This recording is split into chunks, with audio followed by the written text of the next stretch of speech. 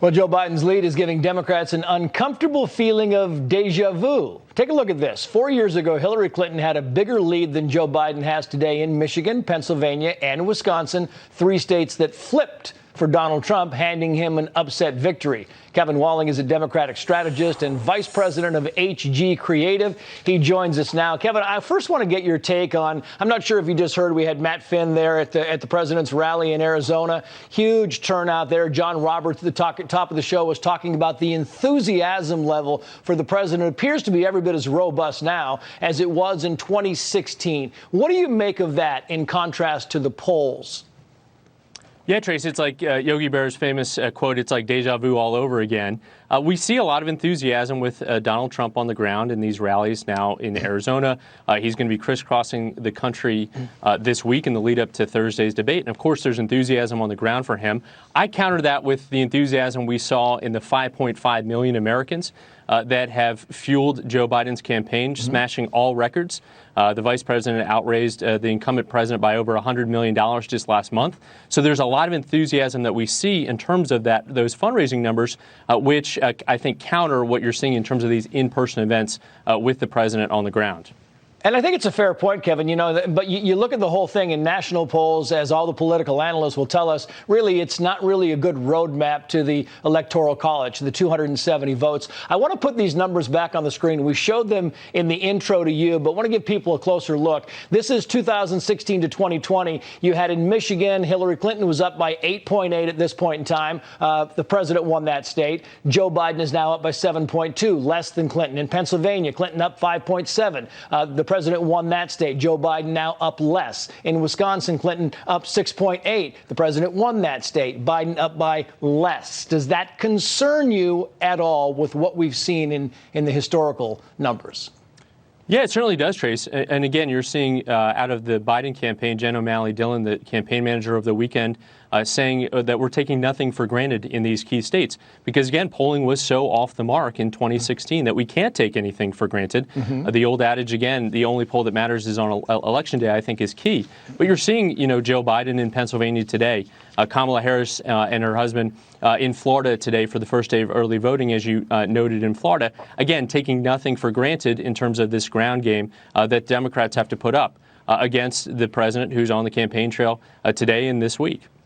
Yeah, and I think that a lot of political pundits have really kind of put out the fact that, all these polls that we look at and all of these predictive models that we look at, we're all kind of based on normal election years. And everybody seems to agree this is anything but a normal year and anything could happen. How do you account when you're in the Biden campaign or the Trump campaign? How do you account, Kevin, for all those variables?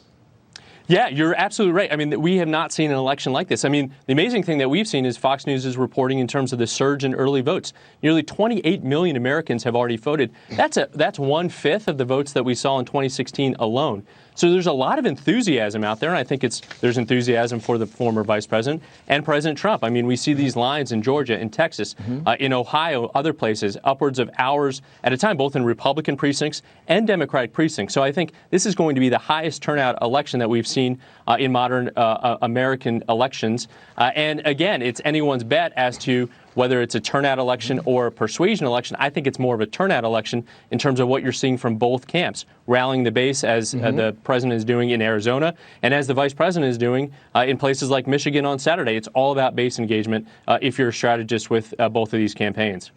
Yeah, and let's assume for the sake of argument, jump ahead a little bit, that Joe Biden does win this presidential race. I want to put this headline up from The Hill. It says Biden and Schumer face battles with left if Democrats win big. And what they're saying is, the progressives are, listen, they're not going to come across the aisle. We saw when Dianne Feinstein, hugged Lindsey Graham last week, the far left went crazy. I mean, so there's not really a lot of wiggle room when it comes to cooperation from the far left to the GOP. And the progressive wing of the Democratic Party is already making demands about Joe Biden. How do they handle that?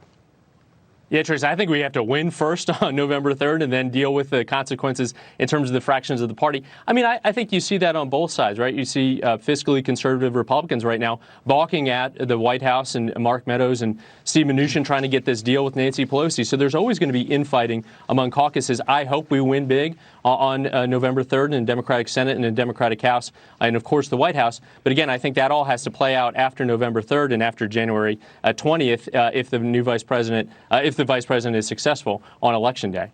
Difference, though, between, lashing out at an 87-year-old senator who hugs one of her colleagues that she has known for years. Yeah. I mean, the response was surprising to me and really to a lot of Democrats that you talk to.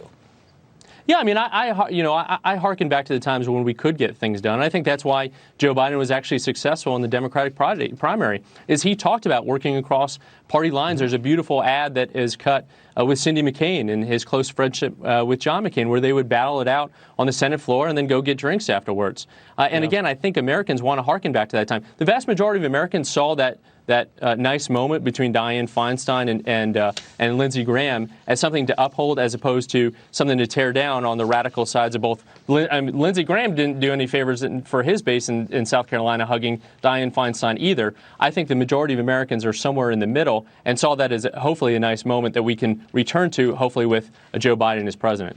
Yeah, Kevin Walling, thank you for joining us. We appreciate it. Thanks, Trace. Good to be with you.